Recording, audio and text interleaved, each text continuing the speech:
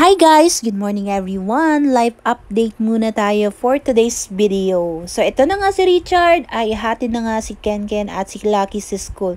So ito naman yung anak ko ay hawak-hawak ng kanyang lolo.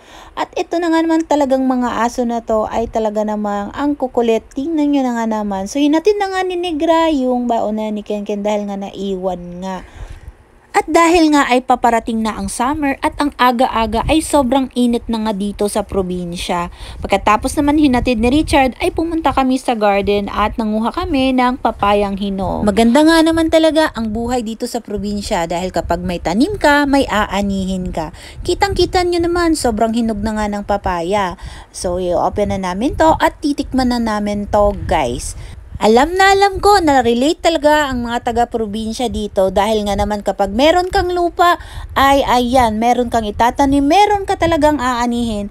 Ayan na, kinungaan ko na ng mga buto ng mga papaya ang itong papayang hinog. Kaya titikman na nga natin kung talagang matamis na nga ba ito. At dahil nga naman talaga ako'y takam na at parang naglalaway na. Ayan, sinubukan ko na nga kainin. At super duper tamis niya. Kaya nga naman talaga naubos ko talaga isang buong papaya. Ito nga naman si Richard ay naglilinis na ng aming kamoting kahoy dahil mamaya't maya ay amin ang haharvestin guys. Ganito talaga kapag masipag ka, kapag may tatanim ka, may aanihin ka, hindi ka talaga magugutom. At kaya naman anong oras na mag-alas 9 na nga. So ayan, naligo na nga ako at nagbihis na at naglo-lotion na nga ako dahil nga papasok na nga naman talaga ako sa salon. So maya-maya meron na akong mga client na nag-aantay sa akin. At syempre hindi natin makakalimutan ang mag-skincare araw-araw para naman may protection tayo sa UV light. So ayan na nga, ito na yung aura-aura na nga natin. Araw-araw nga natin ginagawa itong paglalagay ng ating skincare. At syempre hindi natin makakalimutan ang maglagay ng lipstick dahil talaga namang nakakaganda. At nadatnan ko na nga itong mga immersion student from ENHS. So ayan, nagbigay na nga ako ng mga grades nila para sa kanilang mga reports and kanilang mga grade sheets. At ito nga naman, in-interview ko nga kung ano nga naman talaga yung natutunan nila. At sabi nga nila, dami-dami na nga nang natutunan nila dito. At ito naman yung ginawa nating hair kanina. Nagkulay tayo at nag-botox treatment na nga tayo dito sa hair ni Madam.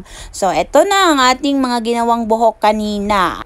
At syempre, nagkulay na rin tayo sa buhok ni Mama. Pinapunta ko nga dito si Mama dahil sobrang dami na nga ng kanyang uban. So, ito na nga yung naging outcome ng buhok ni Mama. Ginupatan na rin natin siya ng maiksi dahil ang haba-haba na nga ng kanyang buhok. So, sobrang saya at sobrang tuwa ni Mama dahil nga naman nawala na yung kanyang mga uban. At ito nga naman talaga yung natapos nating nail extensions ng ating magiging bride to be this coming March 8. Sobrang saya nga niya dahil nakuha nga natin yung gusto niya. At syempre white na white talaga yung gusto niya dahil nga naman talaga ay kakasal na siya. Kaya white na nga yung pinili niya.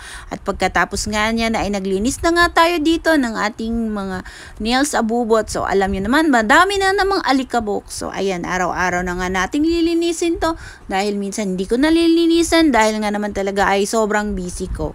Buti na lang talaga ay nandyan si Mian na maglilinis lagi ng aking mga nails na minsan kapag hindi ako makapaglinis ay siya talaga yung nakatoka dyan.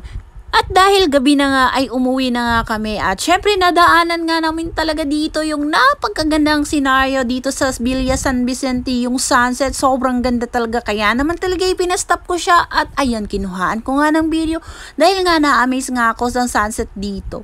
So ayan, kitang-kita nyo, sobrang ganda nga naman talaga ng senaryo na to. At eto nga naman talaga pumunta kami dito sa simbahan dahil nga naman ay Ash Wednesday today kaya nga naman talaga ay nagpa-badlist tayo. Ewan ko lang talaga o anong tawag sa inyo ng badlist. Basta dito sa amin na tawag niyan ay badlist. Ito naman talaga ay taga-taunan ginagawa.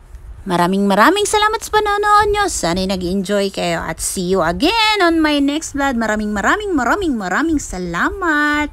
At thank you sa pag-follow at sa panonood lagi. Maraming salamat. Bye!